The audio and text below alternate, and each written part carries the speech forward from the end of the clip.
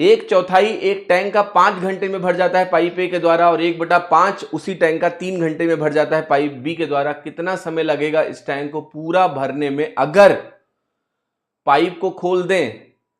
लेकिन इसके आगे की लाइन बहुत इंपॉर्टेंट है। एग्जाम में कई बार क्या गलती हो जाती है कि हमें लगता है कि ठीक है पूरा भरने का ही तो टाइम निकालना है, नहीं, आगे कुछ लिखा हुआ है, kept open it is known that the tank is already field, half already field है। तो सवाल को अंत तक पढ़ने की आदत आपको लगानी पड़ेगी, छोड़ना नहीं है। यहां तक समझ में आ रहा है कि भाई टैंक के भरने का टाइम निकालना है, ठीक है, बट पहले से टैंक कितना भरा है ये भी एक महत्वपूर्ण जानकारी है। तो देखना पड़ेगा कि भाई खाली टैंक को भरना है या भरे भरे टैंक को भरना है।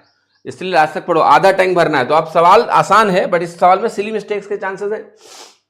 सो एक चीज सबसे पहले तो ये कि भाई पाइप ए 1/4 अगर भरता है 5 घंटे में तो पूरा कितने में भरेगा? 20 घंटे में 4 से गुणा कर दो, 1/4 5 घंटे में तो पूरा 5 × 4 यानी 20 घंटे में।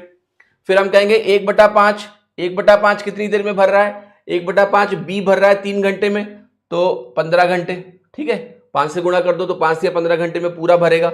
अब इन दोनों का अगर आप एलसीएम ले तो टोटल वर्क निकलेगा। एलसीएम 60 यूनिट साफ साफ दिख रहा है मुझे, 15 और 20 का एलसीएम 60 होता है। अब आप कहोगे 20 या 60 तो इसकी एफिशिएंसी 3 की हो गई, 15 चौके 60 यानी इसकी एफिशिएंसी 4 की हो गई। अब आधा टैंक भरा हुआ है तो आधा ही तो भरना है, तो टोटल वर्क आपके पास सिर्फ 30 यूनिट का है, 60 का आधा।